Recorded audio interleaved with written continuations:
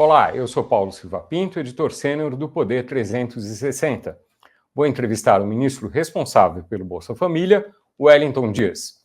Wellington Dias nasceu em Oeiras, no Piauí, tem 61 anos e é filiado ao PT desde os 20 anos. Foi radialista, bancário e atuou no movimento sindical. Formou-se em letras na Universidade Federal do Piauí e tem especialização em políticas públicas pela Universidade Federal do Rio de Janeiro. Foi vereador, deputado estadual, deputado federal e senador. Foi governador do Piauí por 4 mandatos, sempre eleito no primeiro turno. Atualmente é senador licenciado e está à frente do Ministério do Desenvolvimento e Assistência Social, Família e Combate à Fome. Ministro Wellington Dias, obrigado por essa entrevista. Olha, primeiro um prazer, é uma satisfação podermos aqui dividir conhecimento. Eu vim aqui também para aprender aqui com você, que é um homem muito bem informado. E eu agradeço ao senhor que está chegando de uma viagem internacional nesta madrugada e veio aqui para a entrevista, que a gente já tinha combinado. Tenho que agradecer, fazer um agradecimento extra por isso. Obrigado, estávamos lá com nossos hermanos chilenos. Eu começo a entrevista perguntando o que foi acertado nessa reunião da CEPAL no Chile? Olha, nós temos a participação do Brasil de volta aos fóruns internacionais. Esse é um fórum muito, muito importante, porque trata dos países de toda a América do Sul, da América Central, os países do Caribe e mais alguns países, os países da América Latina, os países que são parte da CEPAL, que é esse Centro de Estudos Econômicos para a América Latina. E aí, são 34 países. Nós temos mais Portugal, Noruega, Alemanha, enfim, e todos estiveram presentes, representados nesse encontro em Santiago, no Chile. Qual o objetivo? Após a pandemia, nós temos uma situação em que cresceu a pobreza, cresceu a extrema pobreza, cresceu a fome e desorganizou do ponto de vista social. Então, a ideia era uma troca de experiência para que pudéssemos ter um plano conduzido tecnicamente com o apoio da CEPAL, da Organização Internacional do Trabalho, do PNUD, ou seja, vários organismos internacionais integrados com a ONU, integrados com outras regiões do mundo, como a África, enfim. Neste encontro, nós tivemos, de um lado, a eleição do Chile. O Chile, como país anfitrião, assumiu a presidência desse fórum. Antes era a Antigua da Barbados que assumia, e agora o Brasil, nessa nova direção, fica numa vice-presidência e já notícia boa. Estou dando aqui em primeira mão, porque ontem eu fiz, aliás, no primeiro dia, eu fiz a apresentação da candidatura do Brasil para recepcionar a conferência, a 6ª conferência que vai acontecer em 2025, dos países da América Latina, Caribe, com a CEPAL e outros organismos internacionais, e também, neste caso, também o Brasil se dispõe para se colocar à disposição para o próximo biênio. E agora, quando estava vindo aqui para a entrevista, tivemos a notícia da aprovação.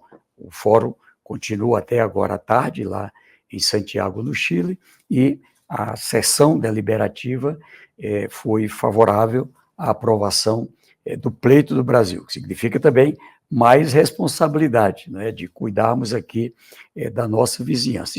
O que tem a ver com o Brasil? O Brasil, nós temos aqui no social muitos desafios. Um deles é essa desorganização no processo migratório.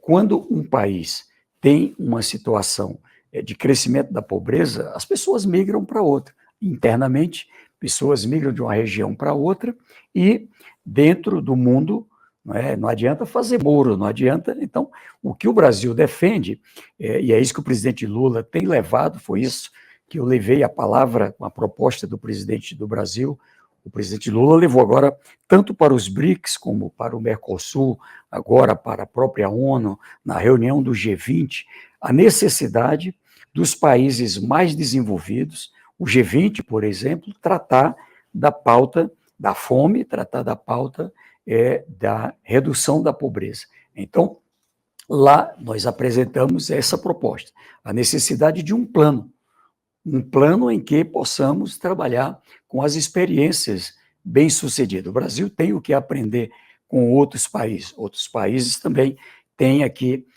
a experiência do Brasil à disposição. E, neste aspecto, a reunião foi muito produtiva, né? Nós vamos estar trabalhando juntos, como fortalecer, como trabalhar mais com tecnologias, como qualificar recursos humanos, como examinar nesses 34 países e outras experiências o que temos de casos de maior sucesso para desafios, por exemplo, como esse da população em situação de rua, não é? O processo migratório em relação a essa parte relacionada com a população indígena, não é? Ou seja, tem aí uma situação em que também o Fórum aprovou, é uma proposta que também sustentamos, de não só ter a proteção social, mas a necessidade de um trabalho estratégico para tirar pessoas da pobreza. O emprego, o empreendedorismo, o talento, enfim, aquilo que tiver ao alcance, e, é claro, quem pode mais faz mais, e poder também ajudar a outros países. Dando sequência ao começo dessa entrevista com o ministro Wellington Dias, agradeço também a todos os web espectadores que assistem este programa. Essa entrevista está sendo transmitida ao vivo do estúdio do Poder 360 em Brasília, em 5 de outubro de 2023. Para ficar sempre bem informado, inscreva-se no canal do Poder 360, ative as notificações e não perca nenhuma informação relevante. Dando sequência à entrevista, ministro, eu pergunto: o Bolsa Família está fazendo 20 anos. Haverá uma comemoração? Sim, nós temos um momento que é desafiador, mas também temos o que comemorar. Quando a gente olha a realidade hoje, o retrato é muito feio.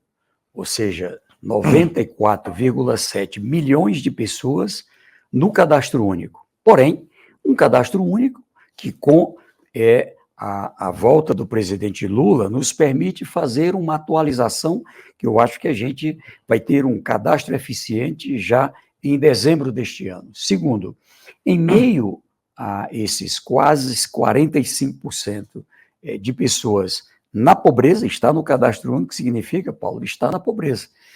Veja que o Brasil, ali, desde o primeiro governo do presidente Lula, já tinha algumas experiências no governo do presidente Fernando Henrique, mas foi no governo do presidente Lula, lançado no meu estado, no Piauí, em 10 de fevereiro de 2003, ele foi com todo o governo ao Piauí, inicialmente lançou ali o Fome Zero, com o ministro Graziano, mas de lá para cá, com o Patrus Ananias, com a Tereza Campelo, a Márcia Lopes, com várias experiências que tivemos, nós passamos já em 20 de outubro de 2003 a esse conceito da implantação do Sistema Nacional de Segurança Alimentar e Nutricional, o Sistema Único da Assistência Social. Veja que queriam dividir e eu disse, olha, não tem como funcionar, porque é a rede da assistência social que funciona como na saúde, as unidades básicas de saúde, que é o nosso CRAS, as UPAs, né, os hospitais, que é o nosso CREAS, né, e ali com equipes de muita competência, muita qualificação, para que a gente tenha um plano que vai desde a produção de alimentos, o que o Brasil vai produzir, e já lançamos isso esse ano no Plano Safra, para pequenos, médios e grandes. O que o Brasil vai produzir para exportação? O que o Brasil vai produzir para a mesa do povo brasileiro? Então, eu digo que essa reorganização, ela é, sim, comemorativa. O novo Bolsa Família traz de volta o conceito de ter um per capita que tira as pessoas, né, a partir de uma prioridade para famílias que têm crianças até 6 anos, de 7 anos, com adolescentes até completar 17, a grávida, a nutriz, enfim. Isso aqui já permitiu, por exemplo, num estudo que foi divulgado cerca de 15 dias atrás, pela Fundação Getúlio Vargas, 19,5 milhões de famílias, de um total de 21 milhões e 300, que saíram, não é, da linha da pobreza, ou seja, entraram na proteção contra a pobreza, porque passou a ter uma renda per capita, fruto de transferência e de trabalho, né, que é superior a R$ 218 per capita. Uma família de 5 pessoas tem ali uma renda próxima de R$ 1.100, que entra naquela casa, pelo menos para tomar café, almoçar e jantar todo dia. E eu comemoro também o Bolsa Família desde a criação. Nós vamos ter uma sessão puxada pelo nosso presidente Rodrigo Pacheco, no Congresso Nacional, no Senado Federal, no próprio dia 20, o presidente Lula também vai ter também as condições de participar desse momento especial. E, veja só, ali, quando o Banco Mundial fez um estudo, o que aconteceu com o Brasil nessa área, desde a entrada em vigor desse modelo do Bolsa Família, da transferência de renda. Olha aqui, 2 informações extraordinárias. A primeira, 65% dos filhos e filhas daquela primeira geração ali, dos primeiros 10 anos, 12 anos do Bolsa Família, saíram da pobreza. E, veja, mostra que o cuidado com a saúde, e quanto mais cedo, como estamos fazendo agora, melhor, porque não é só transferência de renda. Transfere a renda, mas a família tem um compromisso com a saúde.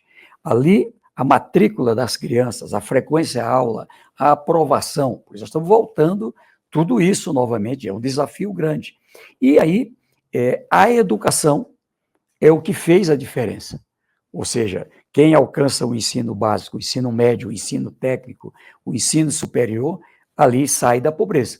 Então, nós temos hoje uma rede de doutores e doutoras que são do Bolsa Família. Estava esses dias numa agenda com a Ambev, né, da área do setor de bebidas, e ali eu contando que a gente está atrás, não é, das pessoas que hoje estão em posições de destaque nessa área executiva, e que saíram de famílias do Bolsa Família.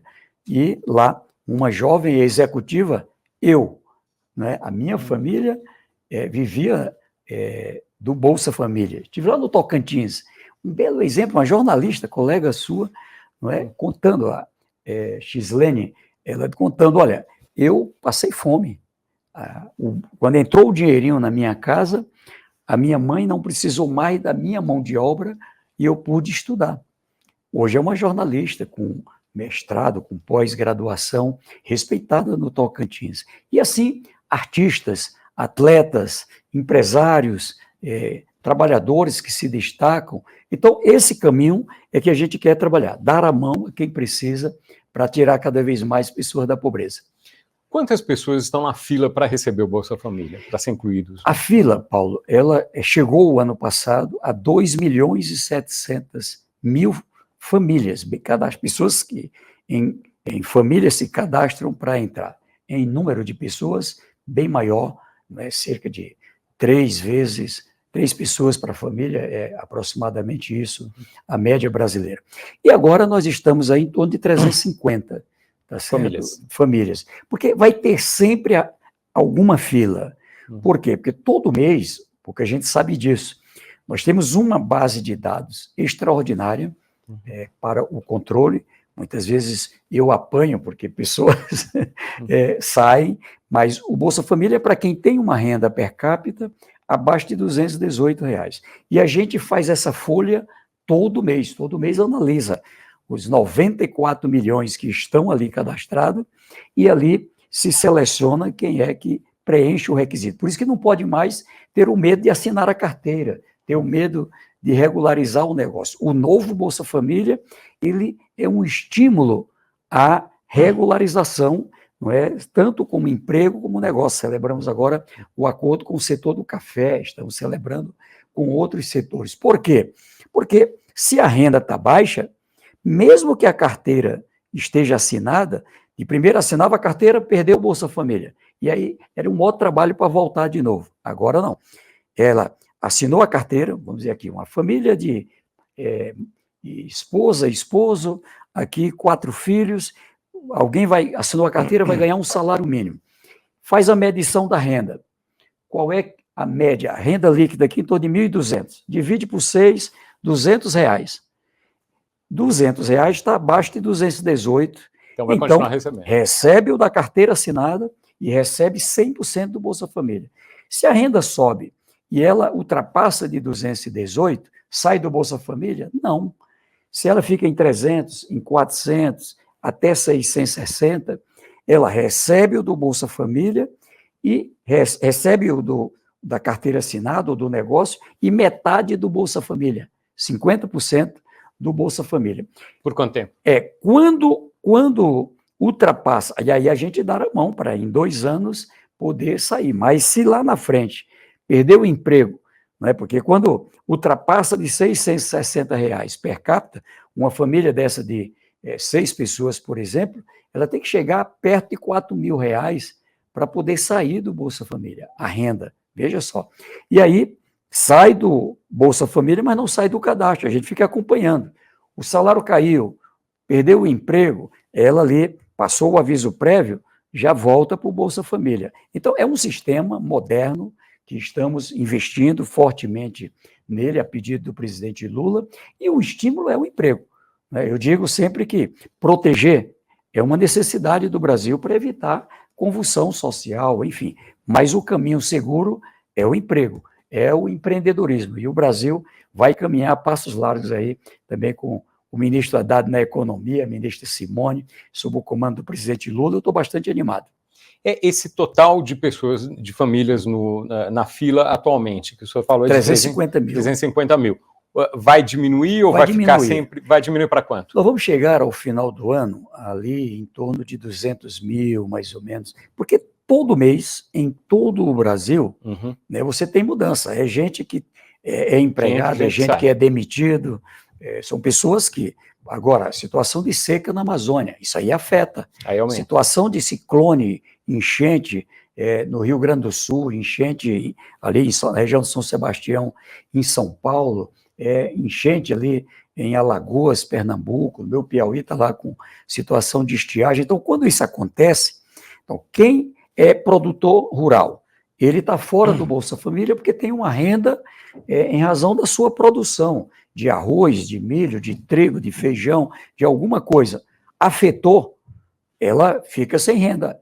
O produtor de leite é uma pessoa, não é, que quebrou ali também. As pessoas, eu estive lá em Lajeado, ali em Mussum, Roca Salles, ali é uma situação muito caótica. A pessoa tinha lá o seu pequeno negócio, uma lanchonete, e o ciclone, a tromba d'água levou.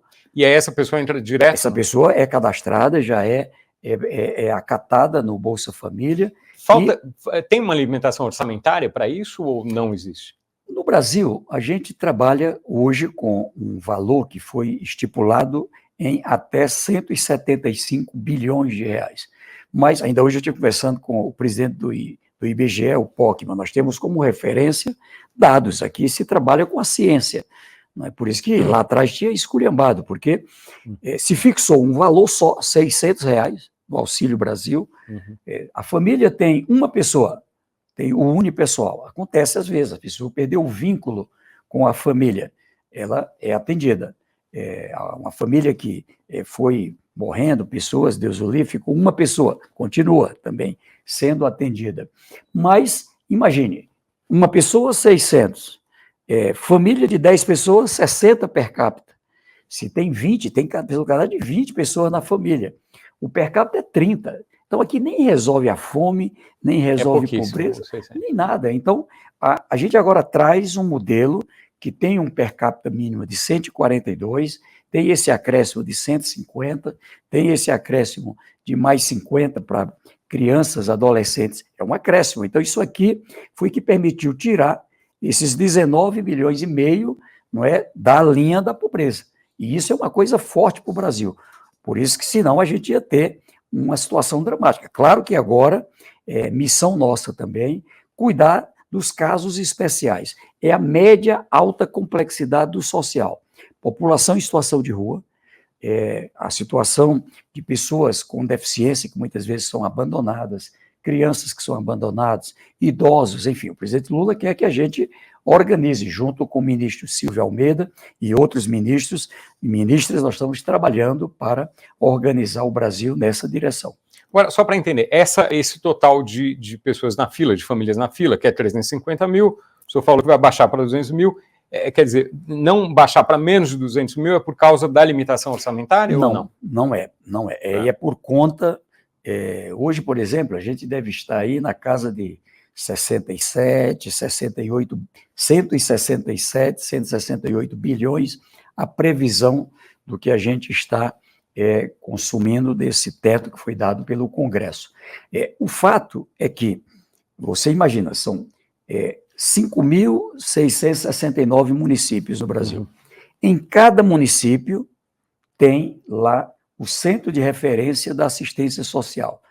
Por que escolheu? Deixou de olhar essa equipe técnica e criar um aplicativo. Aí entra aí de qualquer jeito, porque está tirando muita gente de salário de 20 mil, de 10 mil, de 6 mil, enfim, infelizmente isso aconteceu. Agora, essa pessoa entra lá no centro de referência, ali é cadastrado.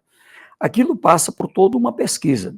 Ela vem para a Caixa Econômica, faz ali uma primeira triagem, traz para o Ministério, a gente faz uma terceira triagem. Aqui, em torno de 45 dias, a gente tem ali todo um processo para poder acatar e ter o ingresso dessa família. Em alguns casos, é tão visível que você libera imediatamente. Em outros casos, a gente às vezes tem dúvida como é que essa pessoa, essa renda, ela é temporária, ela foi uma renda espontânea. Vou contar uma história. Esses dias a equipe chegou para mim, ministro, tem uma pessoa do Bolsa Família que apareceu a renda agora de R$1 bilhão. Bem, deve ser um erro. Dá uma examinada. Quando for examinar, era um atleta do Bolsa Família, tinha acabado de celebrar um contrato e recebeu esse valor. Ou seja, então são situações... E aí teve que sair do Bolsa Família. Aí sai, nesse caso, porque ele é parte de uma família cuja renda ultrapassa em muito, graças a Deus, para essa família, né, de R$660 per capita. Mas permanece lá. Pegamos isso na hora. Isso aqui. Porque a gente tem uma base de dados, são 1,3 petabyte de informações. Eu nunca tinha escutado essa palavra petabyte. Conhecia terabyte,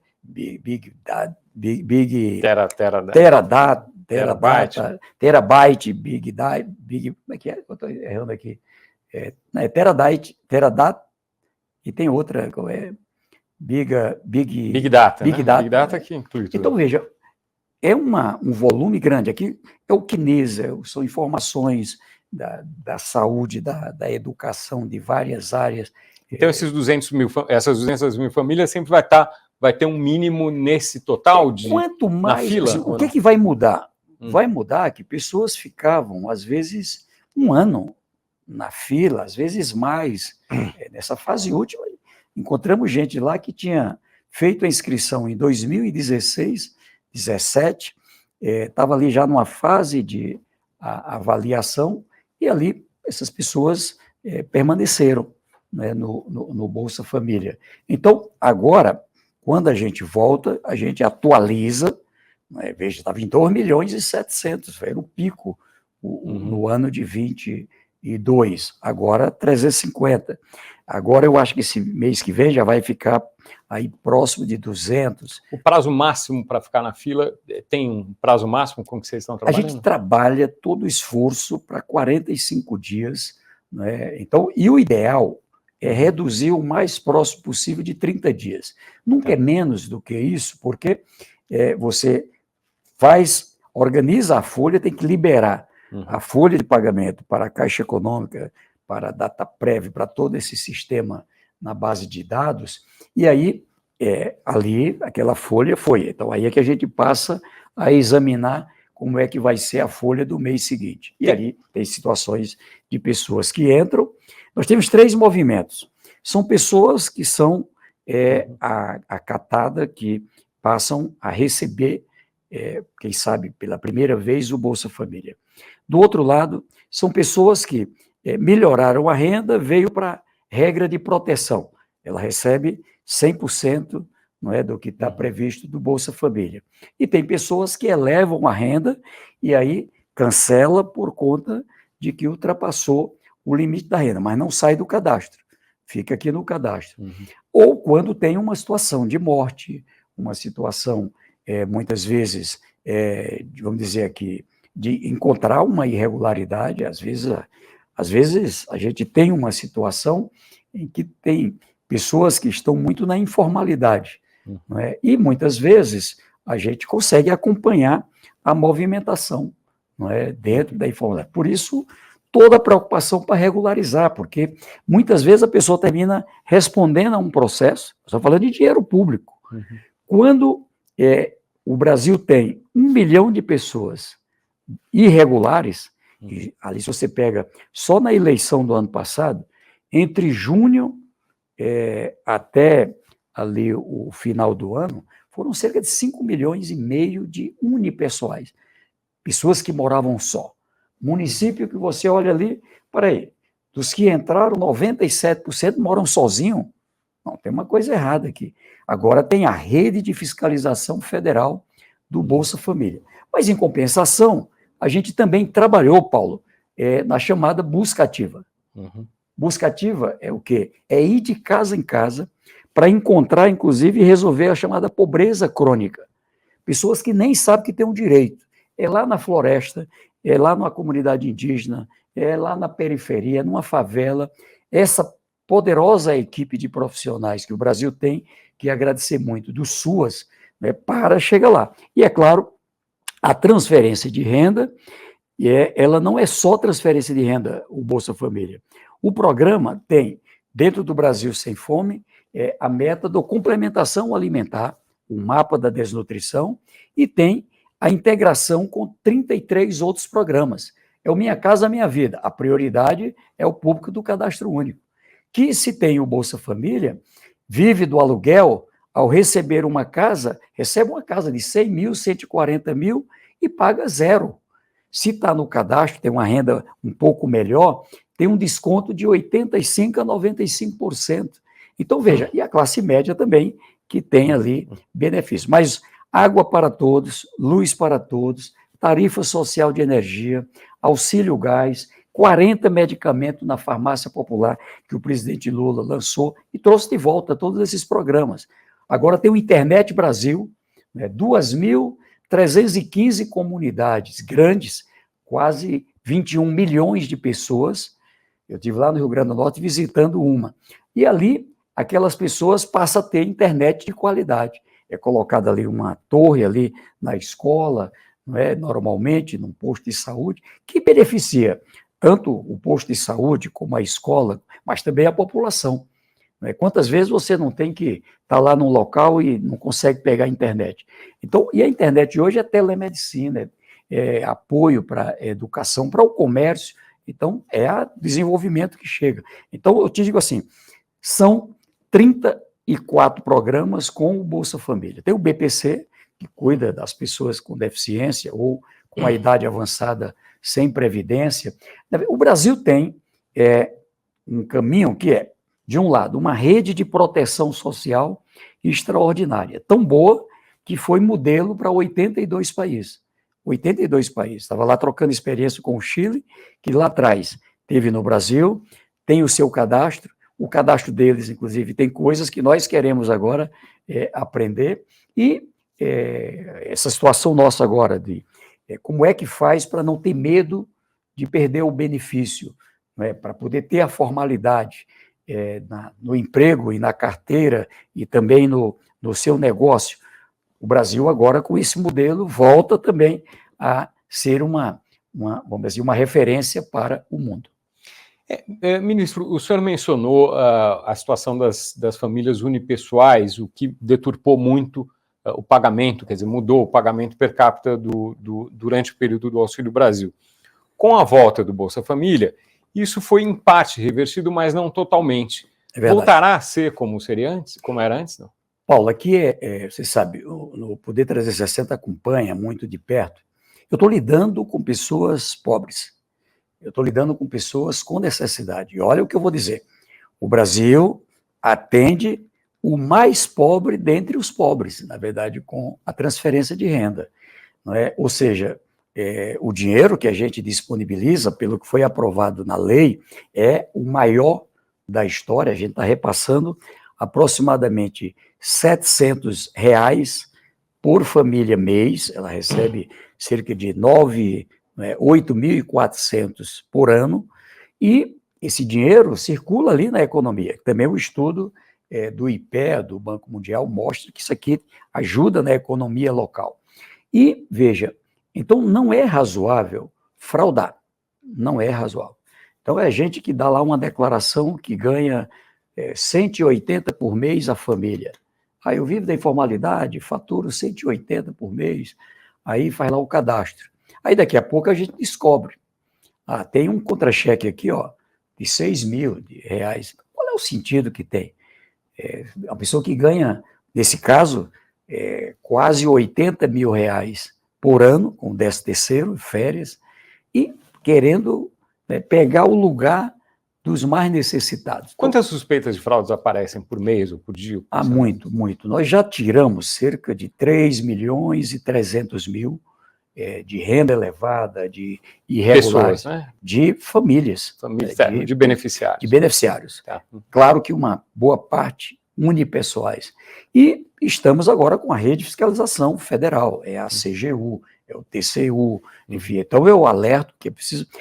Inclusive queria, vamos agora fazer uma operação, não, vamos ter calma aqui. Então, com todo o cuidado, a gente encontra ali uma situação, vai lá naquela família, pergunta para ela se tem algum documento, ela apresenta a defesa dela, aí e quando a gente descobre uma irregularidade, já não corta no automático, a não ser que seja algo que tenha muita segurança. Eu encontrei um contra-cheque que tem uma sequência aí de 12 meses de pagamento, aí eu não tenho dúvida, eu mando cancelar imediatamente.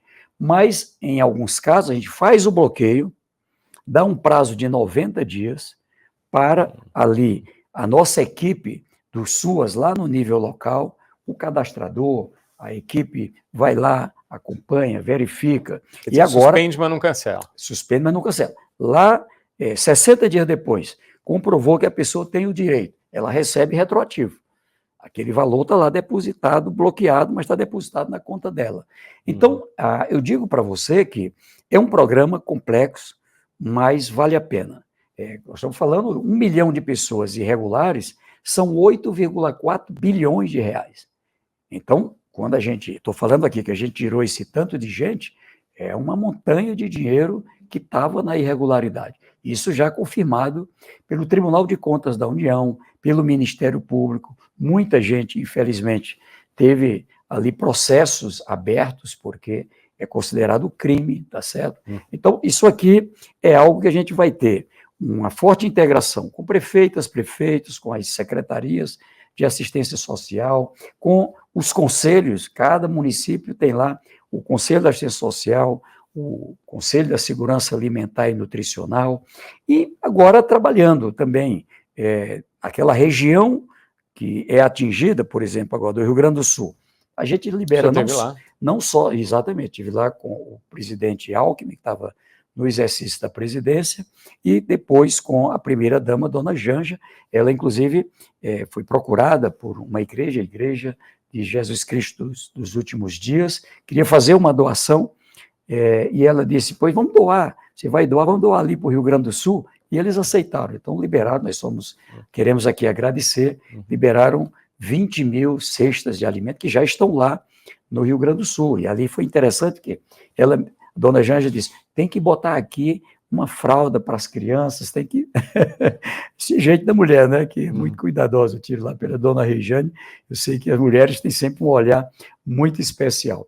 E digo assim, lá a gente está trabalhando com cozinhas solidárias, ali aquele grupo que quer reunir, a gente libera um dinheiro, compra alimento da agricultura familiar, e ali aquele alimento é feito ali na cozinha solidária ou distribuído como kit alimentação. Estamos fazendo agora, né, com essa ida agora novamente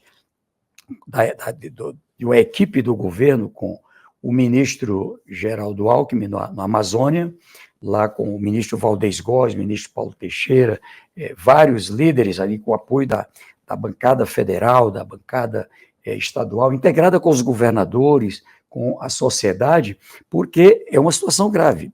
O Brasil, a gente olha os estudos, tem aí um desafio grande, que é para o Brasil e é para a América do Sul.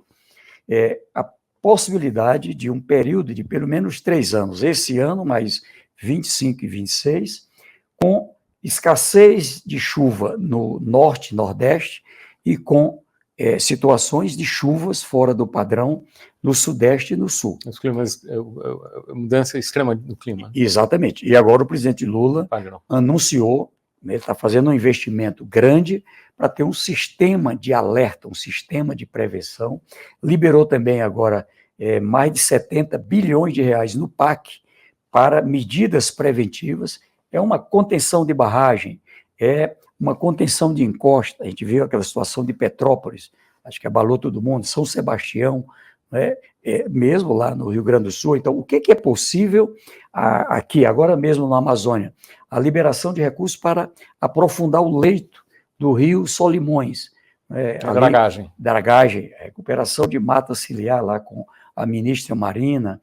Ou seja, é uma ação, o problema é que o Brasil estava sem a lógica do planejamento. Agora a gente volta a planejar, volta a ter assim, um diagnóstico dos principais problemas, no social, no ambiental, na economia. O que temos que olhar agora para o comércio? Estava há pouco ali com o Sebrae Nacional, a necessidade do apoio à informalidade voltada para o empreendedorismo. Por exemplo, vou lhe dizer aqui, 2 pontos. O setor do café. De um lado, muita gente, com medo de perder o Bolsa Família, não assinava a carteira. A gente celebrou agora uma pactuação com a participação dos empresários, dos trabalhadores, da Confederação Nacional da Agricultura, do Ministério Público, da Defensoria, da Organização Internacional do Trabalho e o Ministério do Desenvolvimento Social, Ministério do Trabalho, ministro Luiz Marinho, o ministro do Desenvolvimento Agrário, e ali nós conseguimos, com isso, tirar esse medo. Resultado, está crescendo o emprego no setor de carteira assinada. Estamos comemorando aqui 1.380.000 novos empregos este ano. Vamos fechar com perto de 2 milhões de empregos. Isso é bom para a economia. No passado, o Bolsa Família atrapalhou essa coisa da contratação com carteira assinada? O medo atrapalhou. Olha só um dado. Chegou em torno de 20% desse público que era do Bolsa Família. Subiu para 73%. Desculpa, 20%, 73%. Ou seja, 1.380.000. Uhum. Aqui, no passado, em torno de 20%, em torno de o que aí, 260 mil, seria do Bolsa Família. Pessoas do Bolsa Família que assinaram a carteira. Nesse setor. Exatamente. Agora, subiu para 70%. Só no setor? Só do setor do... Não, aí são vários setores. Tá. Aí é o saldo positivo do CAGED. Entendi. Então, aqui, perto de 1 milhão de pessoas, desse 1 milhão são do Bolsa Família. E 380 são do Bolsa Família, que é muito relevante. Houve uma falha de desenho, talvez, ou de implementação no programa do passado? De primeira 600. Se assinar a carteira, perde. Então, virou um desestímulo. Entendi. Ora, se o objetivo é tirar da pobreza, então você não saiu da pobreza só porque assinou a carteira de uma pessoa. Por quê? Porque, às vezes, a família é grande. Mas o senhor acha que acabou o desestímulo do Bolsa Família para a contratação, para procurar o mercado formal? Ainda não acabou. Nós vamos ter que... Por isso que eu agradeço aqui o 360 a você, para a gente poder tratar disso. A gente precisa, cada pessoa que ainda... eu não vou assinar a carteira. Às vezes é em casa. Você tem ali... A pessoa quer contratar alguém para trabalhar na sua casa, no seu escritório. Eu não quero assinar a carteira, porque senão eu vou perder o Bolsa Família. Diga assim, não, bora aí, vamos ver aqui. Isso não é verdade. Agora, só sai do Bolsa Família quando sua renda e a renda da sua família, por pessoa, ultrapassar de R$660. o senhor tem uma meta de que isso deixe de ser um obstáculo, um problema, quando? Eu espero que sim. Nós vamos trabalhar intensamente. Esse acordo com o SEBRAE, que tem a participação lá da ministra Esté, com os tribunais de conta, com a Defensoria, com o Ministério Público, melhor dizendo, nós estamos trabalhando para, num primeiro momento, alcançar 1 milhão de empreendedoras e empreendedores que estão hoje ou no Bolsa Família ou no Cadastro Único.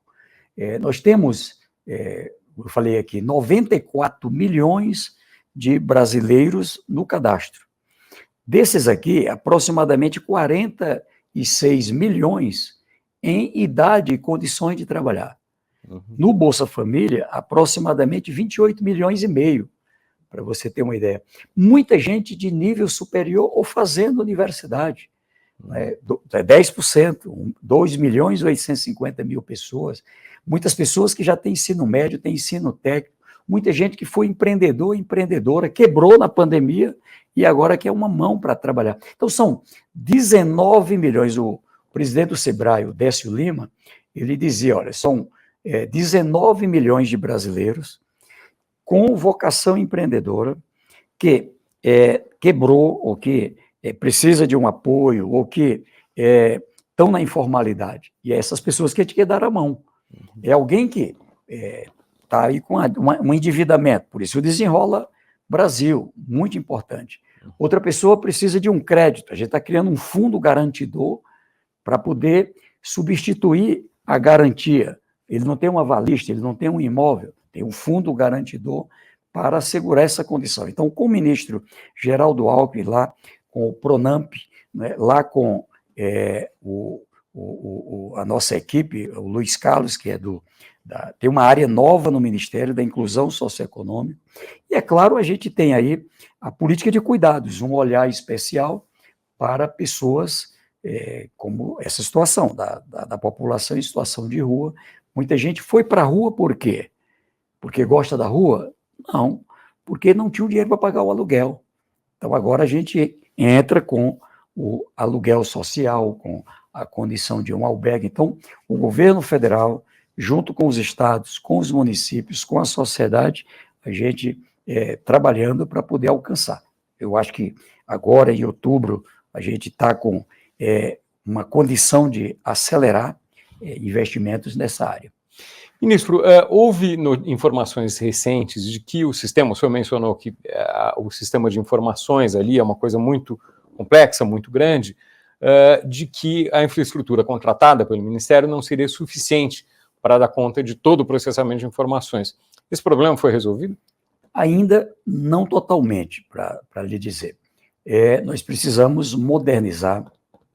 Eu estive lá no Chile e, por exemplo, eles já estão em passos mais, vamos dizer assim, de uma linha direta com esta rede na atualização.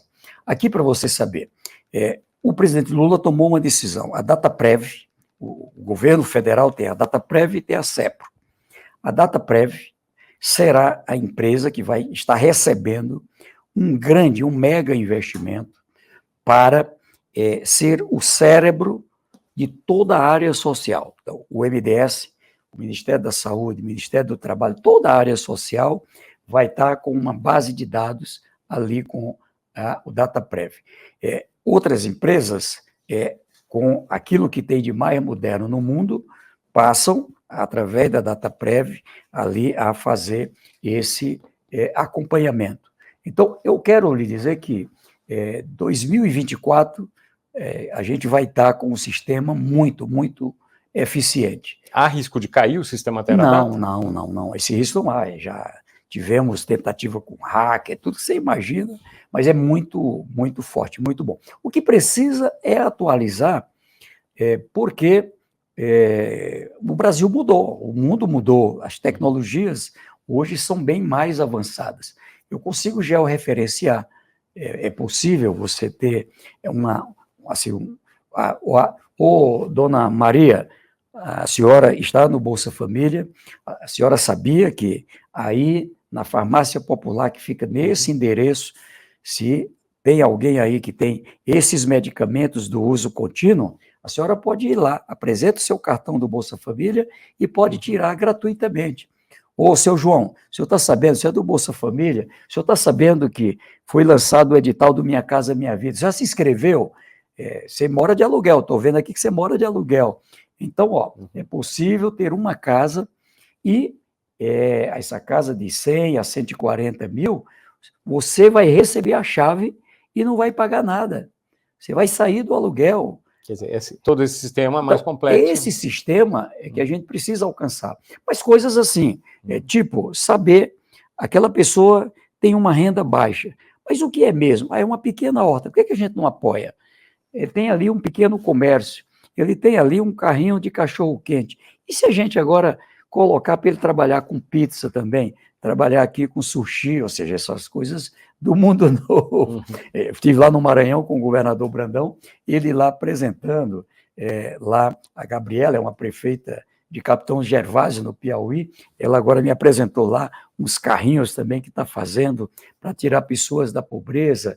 Tivemos lá na Paraíba também, o governador João Azevedo, lá também fazendo um trabalho extraordinário, o governador da Bahia também, o Jerônimo lá também tem um trabalho muito potente, tanto na área da segurança alimentar, como também em relação ao apoio para tirar pessoas da pobreza. E assim, o Ceará, o Paraná, tive lá com o prefeito Jaime Lerner, tive agora lá com o Mauro Mendes, lá no Tocantins, com o prefeito também lá de Cuiabá, ou seja, independente de partido, independente de disputa política, tive lá com a equipe do governador Tarcísio, e com ele nos encontramos também recentemente o prefeito de São Paulo, o prefeito do Rio de Janeiro, o governador Eduardo Leite, lá do Rio Grande do Sul, ou seja, em todos os lugares, é ordem do presidente Lula, independente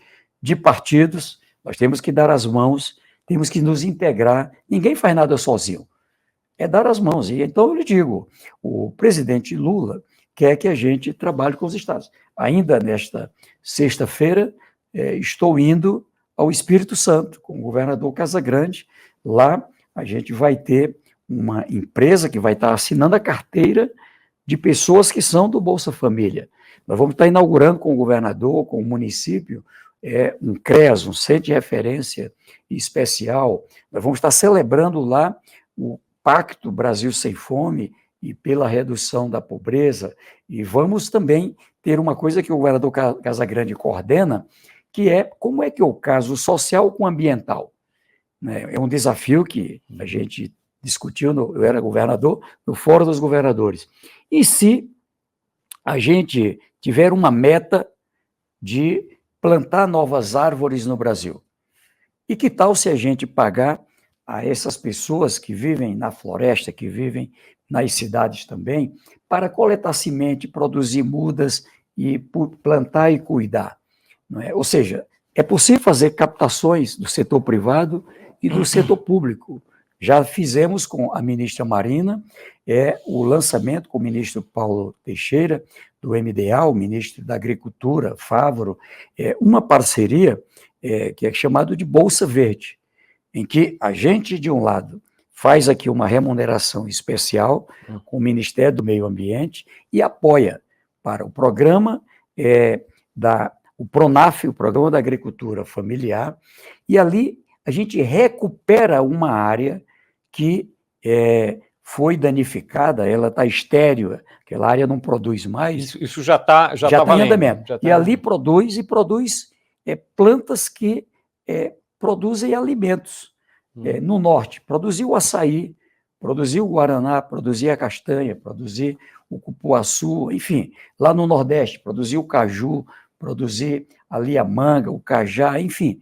Então, o que eu estou contando aqui é que você tem uma nova floresta e essa floresta produz, ela gera renda para aquelas famílias ali beneficiadas. Então, eu estou bastante animado que aqui a meta é proteger os mais pobres e tirar os mais pobres da pobreza, em todas as áreas, claro. Hoje tem um mundo novo da tecnologia, nós estamos firmando parceria né, com a Amazon, firmamos agora uma parceria para qualificar 600 mil pessoas, né, do Bolsa Família.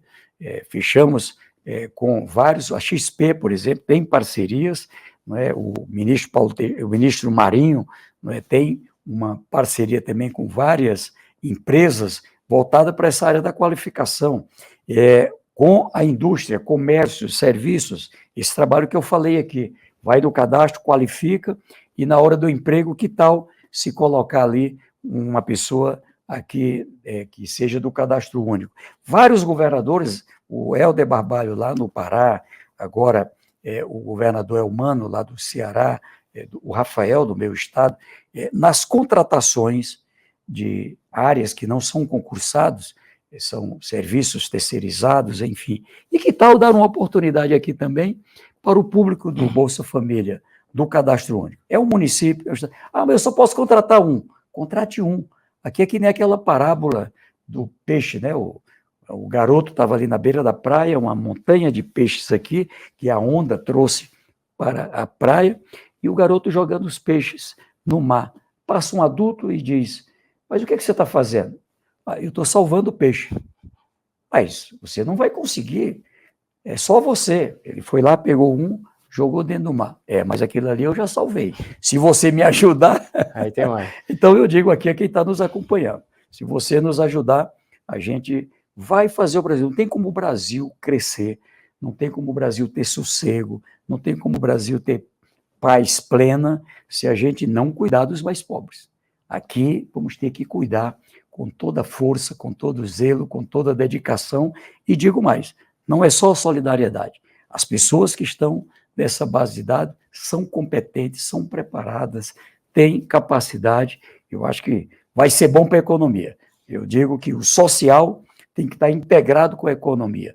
O ministro Fernando Haddad faz a economia crescer, mas para ter uma economia sustentável de longo prazo, a gente tem que dar a mão e fazer crescer aqui, dando apoio a quem mais precisa, e são os mais pobres.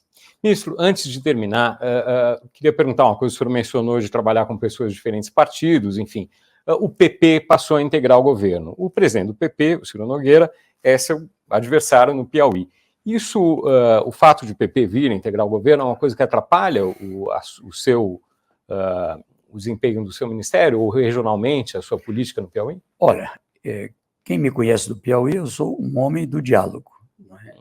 Sei a importância da estabilidade política, por isso, total apoio ao presidente Lula, tenho ajudado, inclusive, nesse diálogo com outros líderes, o ministro Padilha fazendo um trabalho extraordinário, o ministro Rui Costa ali cuidando do plano de investimentos do PAC, enfim, cada um com a sua missão. Dentro do Congresso, eu sou parte do Senado Federal, e ali a gente precisa, com os líderes, com esse diálogo com os partidos, eu diria que mesmo com os governadores, com os prefeitos, que têm elo com os parlamentares, porque a gente tem que pensar no Brasil.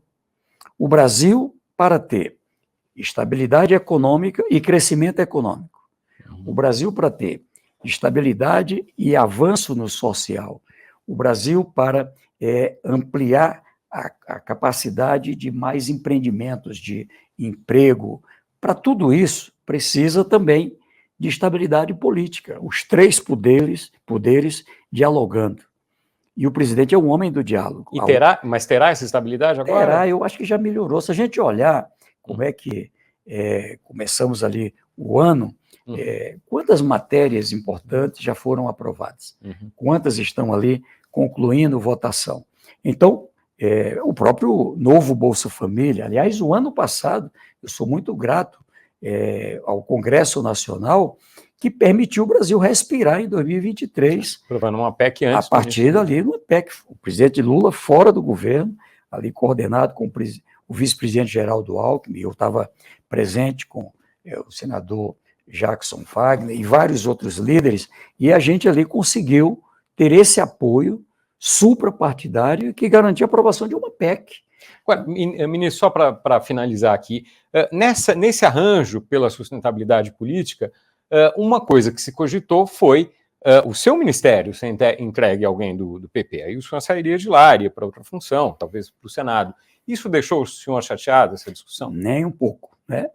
Não? Eu já fui governador 4 vezes, como você lembrou, já fui eleito com minoria. O fato é, quando isso acontece, você tem que ir atrás mesmo, não tem jeito. Nem que seja com o seu ministério. Tem que com qualquer um. O que eu chamei a atenção foi que, olha, pessoas preparadas, talvez até mais do que eu, para o exercício da missão no Ministério do Desenvolvimento e Assistência Social, é possível encontrar, aí tem muitas pessoas preparadas. Agora, o ministério separado é que não dá o mesmo efeito. É que nem separar a atenção básica na saúde da área, não é, da média e alta complexidade. Então, eu vou ter o Ministério da Saúde e o Ministério da Atenção Básica na Saúde. Não funciona, porque tem que ser integrado. Aqui também é assim, não é? Tem que estar a rede do SUAS, a rede da segurança alimentar e nutricional e a rede de transferência de renda, e o que o presidente Lula fez foi fortalecer com a política de cuidados, cuidar de quem precisa de cuidado. As pessoas têm que ali cuidar da outra, cuida da criança, cuida do idoso, cuida da pessoa com deficiência, o que cuida na nossa casa, que faz a comida ali, e a gente tem que cuidar das cuidadoras, que são normalmente mulheres. Mas o senhor teve que convencer o governo, então, para a estrutura ser mantida e para o senhor ficar no cargo. Na verdade, o presidente Lula, ele é um líder dessa pauta no mundo. O presidente Lula é um dos maiores líderes do planeta nesse instante. Sou do partido dele, tenho uma relação histórica de amizade, é uma pessoa que me inspira, e há muitos brasileiros, mas eu digo aqui, é um presidente que tem a coragem de, na ONU, no fórum do G20, dos BRICS, do Mercosul, dizer, temos que trazer a prioridade do povo do mundo inteiro, é do meu país, mas é do mundo. Não é razoável, próximo de 800 milhões de pessoas passando fome, 33 milhões no Brasil. O Brasil vai fazer a sua parte, o Brasil vai tirar o Brasil do mapa da fome, mas não adianta o Brasil fazer sozinho, porque senão os outros, quando o Brasil melhorar, os outros correm para o Brasil. É assim que funciona. Se só uma região do Brasil se desenvolver, aquelas outras regiões correm para ali. Então, por isso tem que desenvolver o país inteiro. E é um líder do combate à pobreza, como ele diz, da redução da pobreza, além tá chamando a atenção do mundo para as mudanças climáticas. Acho que, acredito que ainda tem alguém que ainda tenha dúvidas sobre as mudanças climáticas, a ampliar. Nós tivemos a temperatura mais alta do planeta neste mês de setembro, ela voltou a subir. Tá certo? Imagina Teresina subindo mais 1 grau, mais 2 graus, pelo amor de Deus. Então, o que eu digo, Cuiabá, né, estive lá em Cuiabá, então há necessidade de garantir um olhar para essa pauta que ele traz para o mundo. Esse líder que cobra do mundo, ele tem preocupação, não é, dentro de casa, ele tem um dever de casa a fazer aqui dentro. Então, eu diria que, vou usar uma frase que ele mesmo usou numa certa conversa comigo. Ele diz, Wellington, o Ministério do Desenvolvimento Social, se eu pudesse, eu me nomeava, rapaz. Se eu pudesse, eu me nomeava para lá, tá certo? Então, estou confiando a você. Então, eu sei do tamanho da responsabilidade. É uma mega responsabilidade. Todos os dias, né, quando eu vou dormir, eu peço as bênçãos de Deus, né, e agradeço as pessoas que oram por mim. Eu creio muito, né, na força da oração, porque é um desafio muito grande, muito grande. Última pergunta. O Brasil sai do mapa da fome até 2026? Sai. Nós estamos num esforço. De passar, de ultrapassar? Eu recebi agora a visita do presidente da FAO, do Xiong. É um chinês, e ele me visitou agora na visita ao Brasil, e ali eu disse, olha, foi anunciado em julho desse ano o Brasil dentro do mapa da fome e ainda crescendo. Veio crescendo 19, 20, 21, 22, sempre em linha crescente. E eu disse para ele corajosamente, em 2024, em julho, eu estou aqui pedindo para que você me permita eu estar lá em Washington, na ONU, nos Estados Unidos, quando você for anunciar o mapa da fome do mundo e for ali anunciar sobre o Brasil. Primeiro, o Brasil ainda vai estar no mapa da fome, mas porque é contado, é uma medição de 3 anos. Então, quando pega o ano de 2021 e 2022, já passou. Você não pode modificar o que já passou. Uhum. Mas eu acho que 2023 nós já vamos ter envergando a curva para a queda. E precisamos fazer 3 anos seguidos abaixo de 2,5% de pessoas passando fome no mundo. Lembrar, chegamos a 33 milhões de pessoas. Então, o percentual está em quanto nessa situação agora? Na contagem brasileira, 15,5%. Na contagem da FAO, perto de 5%. Tá certo? Então a gente tem que fazer isso aqui envergar. Então, eu lhe digo, a promessa é até 2026, pelo menos um ano, não é, já abaixo de 2,5%. E até 2030. Mas eu estou animado. Eu acho que a gente vai ter aí, provavelmente, 2 anos, pelo menos, se não já em 23, mas 24 para frente, o Brasil tem uma grande chance de sair do mapa da fome, se Deus quiser, sair do mapa da insegurança alimentar, cuidar da obesidade. A gente tem que trabalhar fortemente essa linha, né, que é isso que o senador Rodrigo Pacheco quer tratar na reunião do dia 20, onde a gente está ali também comemorando essa história dos 20 anos do Bolsa Família, o desperdício. O Brasil precisa reduzir desperdício, é um país que desperdiça muito alimento. Então, já organizamos com as SEASAs, com as redes de supermercados, com as redes distribuidoras de alimento, para criar mecanismo de fazer esse alimento, que seria desperdício, de ir para quem precisa, para quem passa fome, com as entidades, enfim. E trabalhar, é claro, com muita força para reduzir a pobreza. Por quê? Porque não pode ser só com transferência de renda. É preciso fazer crescer a renda fruto de trabalho, no campo e na cidade. Se Deus quiser, nós vamos alcançar esse objetivo. Maravilha. Chega ao final essa edição do Poder Entrevista. Em nome do Jornal Digital Poder 360, eu agradeço ao ministro do Desenvolvimento Social, Wellington Dias. Eu que agradeço, muito obrigado. Agradeço também a todos os web espectadores que assistiram este programa. Esta entrevista foi transmitida ao vivo do estúdio do Poder 360 em Brasília, em 5 de outubro de 2023. Para ficar sempre bem informado, inscreva-se no canal do Poder 360, ative as notificações e não perca nenhuma informação relevante. Muito obrigado e até a próxima.